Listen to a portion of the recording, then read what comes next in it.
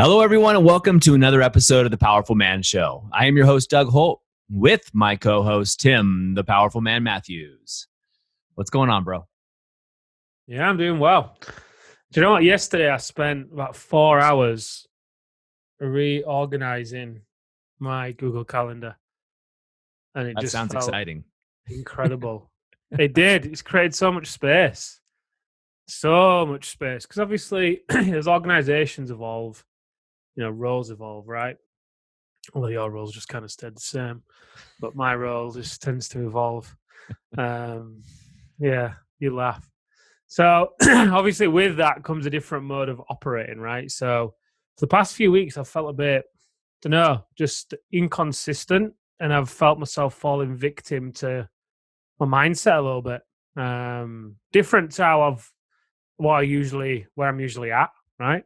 Be more reactive to it, getting sucked into thoughts and things versus being able to just see them and, just be separate to them. So yeah, yesterday I spent some time doing that, and I just feel so great. I can see in my week how the different things will play out, and I've got just keystone habits in there and other things, and meetings and meeting agendas are in place. So I can just see when I look at my week how all my bases are covered. We're still having a lot of space within the days to be able to then address the certain different things that come up. So yeah, I was excited to share that with you. I thought I'll share it with him when I speak with him today. So yeah, I'm sharing it with you as I speak with you today. Awesome. Well, normally before we get these recordings done, you and I go back and forth for about 30, 45 minutes. And today we jumped right on it with a quick aside, but getting to it. One of the things that was interesting today, Tim, which I want to talk about because I think it's relevant to our guys, is I was reading a news story last night. And because of, we're looking at with COVID, we're still, a lot of people in the world are on lockdown or semi-lockdown. I know you in the UK, there's things starting to open up, hopefully, over there, but a little bit here and there. In Saudi Arabia, the divorce rate has gone up by 30%. Think of that. 3 out of 10 marriages, more than normal in a very conservative country, have gone up. Now, the reason that this article was stating that this has happened is because a lot of the men who have been having extramarital affairs have been caught. They've been trying to sneak around still, and they've been caught. So now, obviously, 30%. We'll see how many more have been caught. Who knows? There's some cultural implications, of course, and going on there. But what gets curious to me is besides cultural ramifications, why is it that men seek solace outside the relationship? Significance, let's say.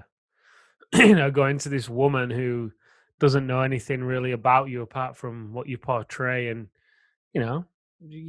it's kind of like when you first got with the woman you're with. Right? You feel like a king, you feel like she admires you feel like she respects you. There's there's no mud on the glass, right? So it's just easy to get those significance and connection. So let's talk about the mud on the glass, because this is something that you and I both know about, but guys listening might not know. So the idea between mud on the glass is that you and your partner, there's a glass wall in front of you guys. So between you, I should say. And it's clear glass when you first start dating, theoretically. And over time, as resentment builds, as insults fly, or whatever happens, a little bit of dirt or mud gets put on that glass, just little speckles. But of course, over time, those speckles build up unless you clean the glass and you really do some, like the clean slate method, for example, that we talk about. Unless you're doing that, this mud starts to build and you can't see each other anymore. Or the image of each other is so blurred and dirty, you can't see the person clearly enough as they go through. So, I mean, that's the idea we're talking about here when we talk about, the glass is dirty, so to speak, or what you're saying. And then do you think, obviously for significance, these guys are going outside of the relationship. Why do you think it is that men in general, let's just talk about guys coming through our program or guys listening to this. Why is it, do you think, that guys are in a state in their relationship, their marriage, and instead of exiting the marriage, they seek the comfort of a woman outside of it? Not just sex, that's one thing for sure. But for guys that actually are get into long-term relationships outside of their marriage? versus just, exiting the marriage.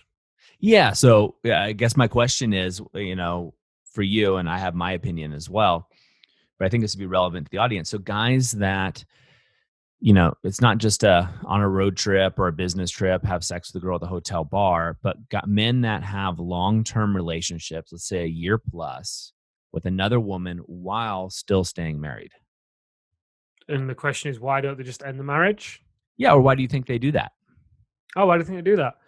So in terms of why not ending the marriage, I mean, it can be multifaceted, right? Financial implications of giving half the business up, or childcare implications, or there's tons of implications there that kind of, can, that at least I hear the guys say. I spoke with a guy last week who said, Tim, if things don't change, we're going to get divorced, and that will ruin me financially. Everything that I've worked hard for the past 20 years, I plan on retiring in the next 10.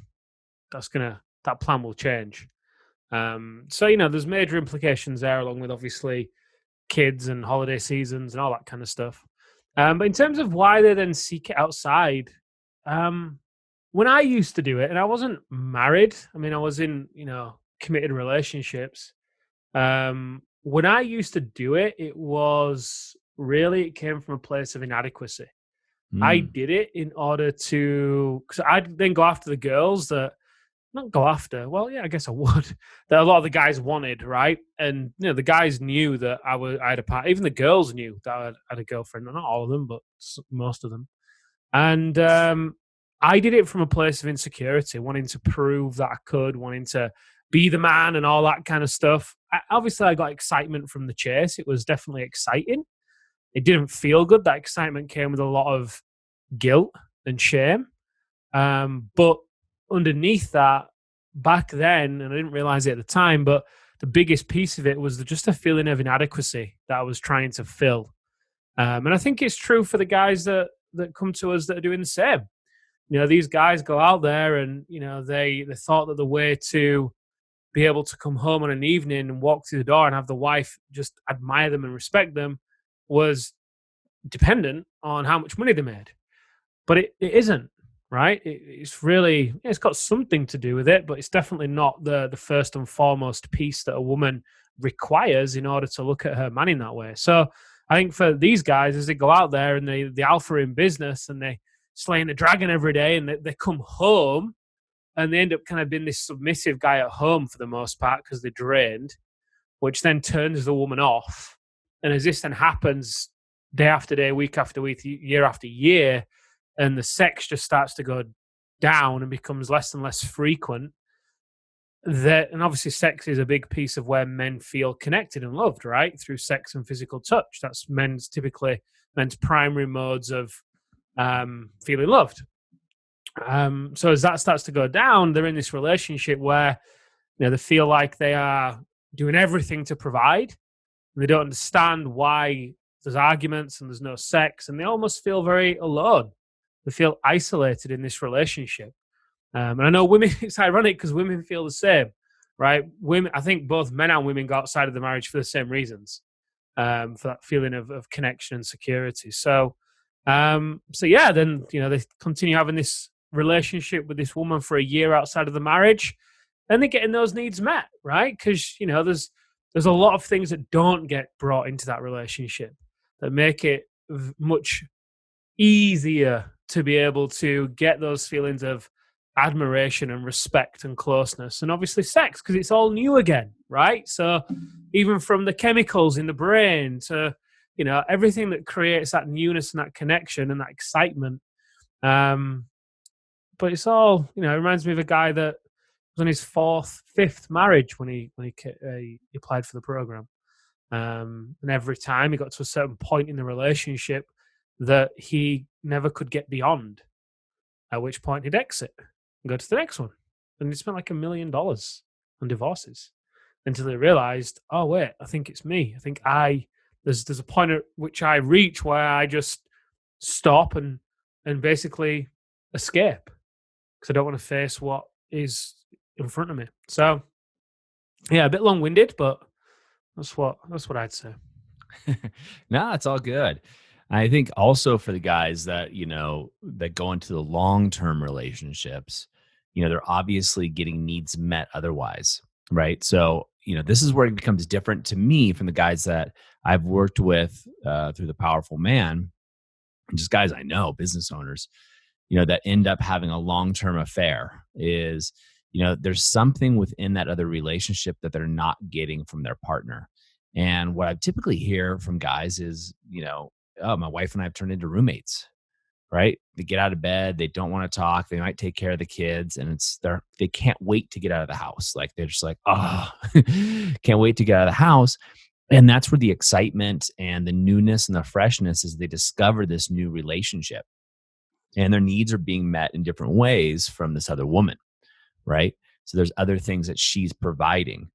And, as guys go through the program, as you said, a lot of times guys realize like, oh, wait, there's a common denominator here. It's me.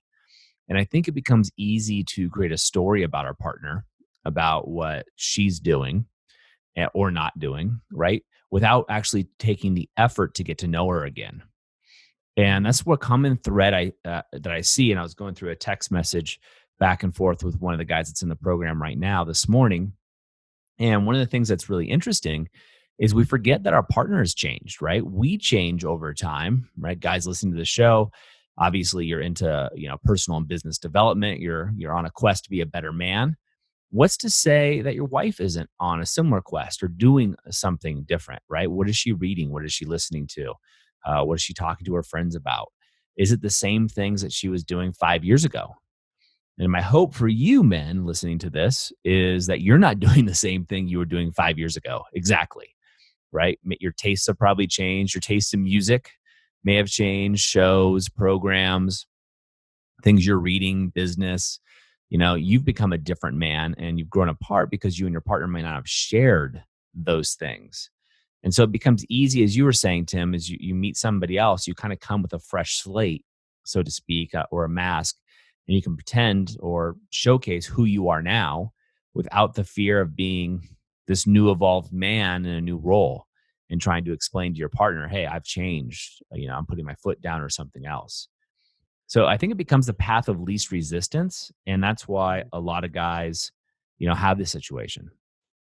Yeah, I was going to say it's much easier to not deal with the current relationship, isn't it? It's just much easier to enter into a new relationship where a lot of a lot of things are taken care of almost automatically, effortlessly without you having to think about them. But the great thing is, that can also be true of a relationship, your marriage. If you once you do the work to um understand one another a little bit more, for sure, like you were saying, because both people do change for sure, and both people are often seeking the same thing, in slightly different ways usually.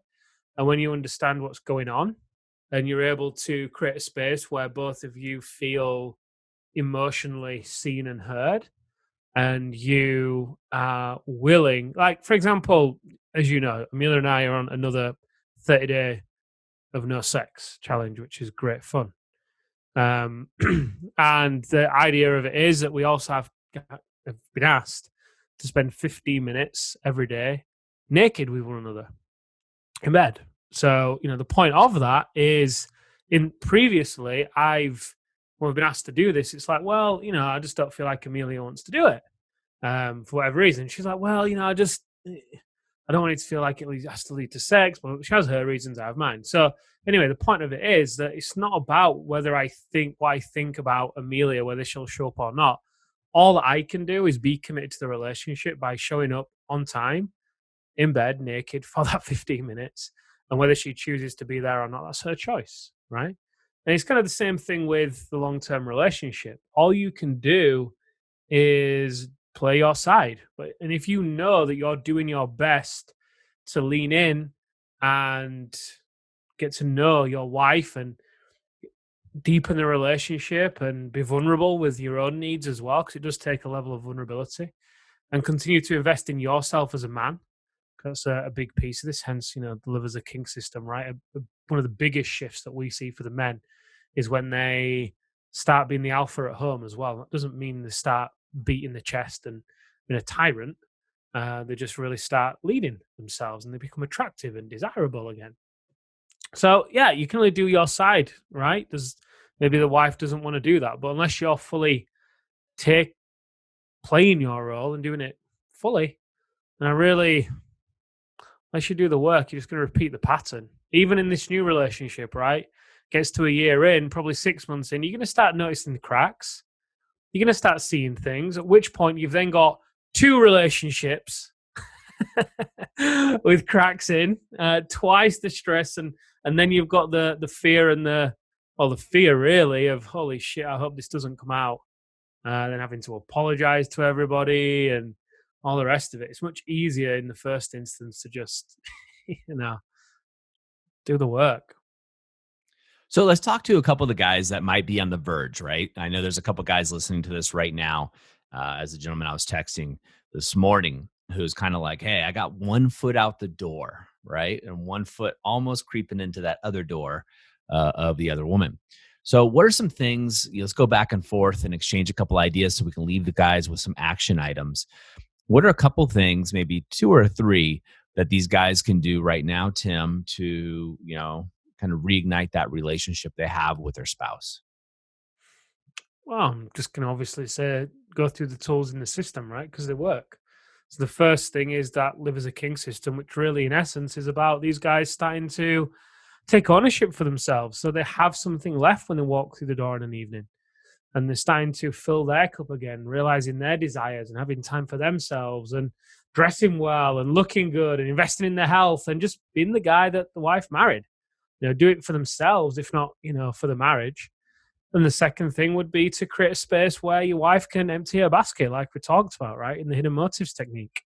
You walking through the door, the last thing you want to do is probably talk to your wife about her day. But if she wants to unload her day onto you, that's a good sign. Receive it and just go through that process that we've spoken about previously to invite her to further continue emptying that basket, because you're going to invite her further into her feminine. And if you're doing the first step, you'll be further in your masculine, which is going to create polarity. And then the third step at that point, you really have the opportunity to then start doing some more tactical things, I would say, around intimacy, whether it's going on date nights, whether it's, that's maybe a bit far away from where these guys are with 1 foot in, 1 foot out. But I'll take it a step back then. Understand what it is you're seeking as well by looking outside the relationship. I'll put that as a third step. Understand what you're trying to seek from looking outside the relationship. What are the frustrations that you have in the relationship? And, do point 1 and point 2 first and see if those frustrations are still there. And if they are, look at what the frustrations are that you're having, because with every frustration, usually underneath that, there's a need that isn't being met. And then you can start to look at what need is it. And just do this for yourself for now. Maybe even invite your wife to do it as well. Maybe then do it together and share. Do it smartly, because that could go one of 2 ways. But, do it smartly so you guys can share. But yeah, I think if you did those 3 steps, you'd have a lot more closeness and clarity with the relationship. And I mean, they're great things. And guys, there's a couple of things you can do to be proactive too, right? Because again, when we boil it down for some of the guys, not all of them, and this takes a lot of work to get there and going through the process. As couples grow apart, you just forget that the person across from you isn't the same person that they were 5 years ago, right? But we just haven't had a chance to reconnect because we have these old stories. So a couple other practical things you could do right away. And Tim, you pointed out, like, clean up your side of the street first.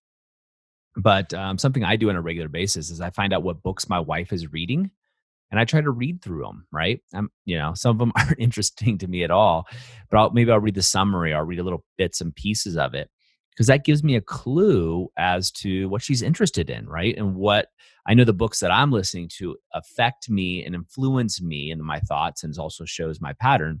So I'll do the same thing with my wife. I'll find out what she's interested in.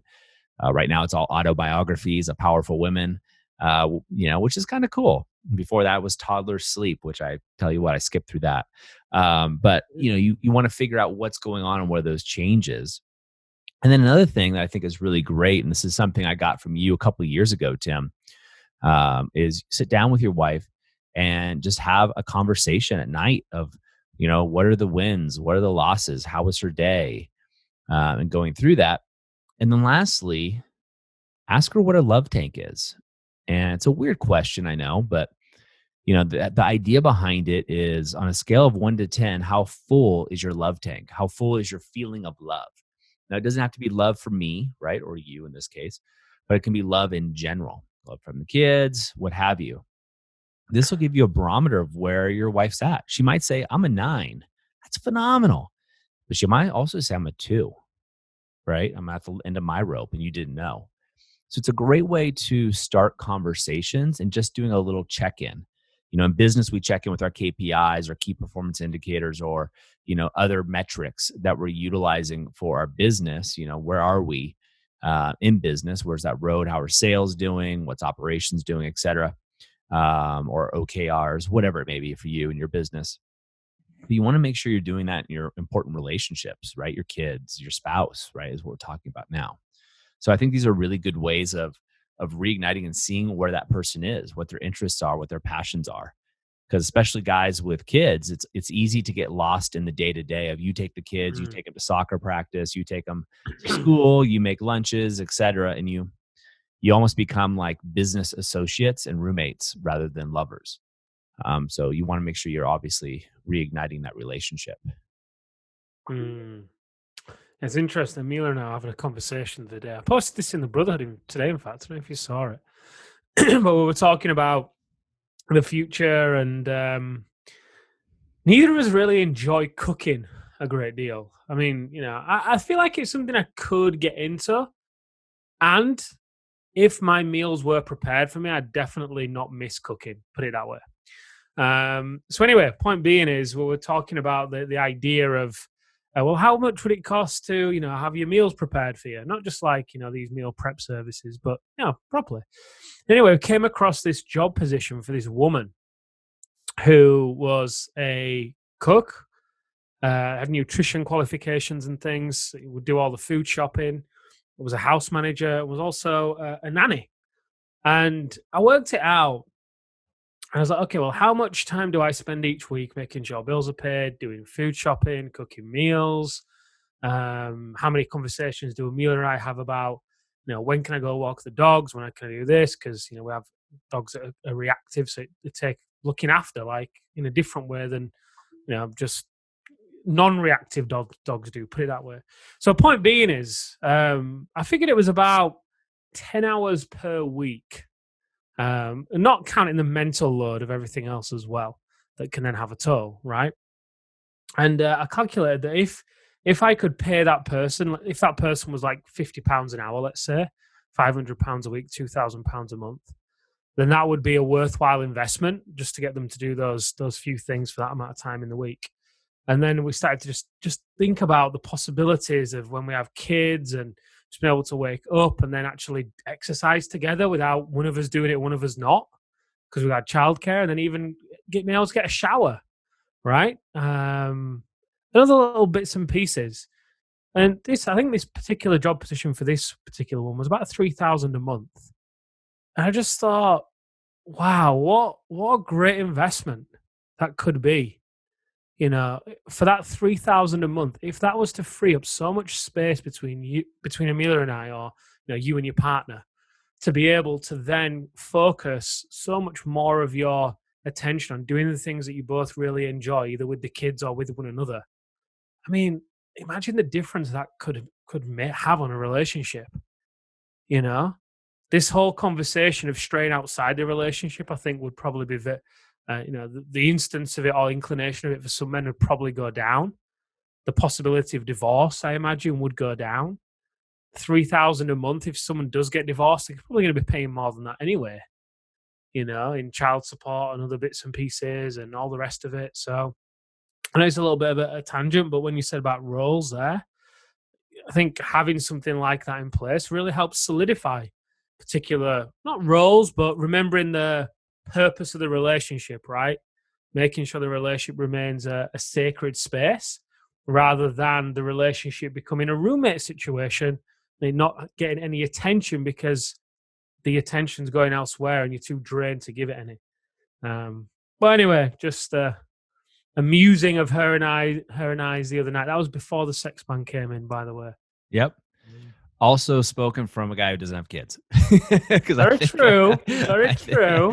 I think some of the guys listening to this are like, all right, buddy, it sounds awesome. And it does sound awesome. But what would be the biggest hesitation though? Seriously, I'm curious. Well, let's take this out. We'll take this to another conversation because it doesn't relate to this topic today.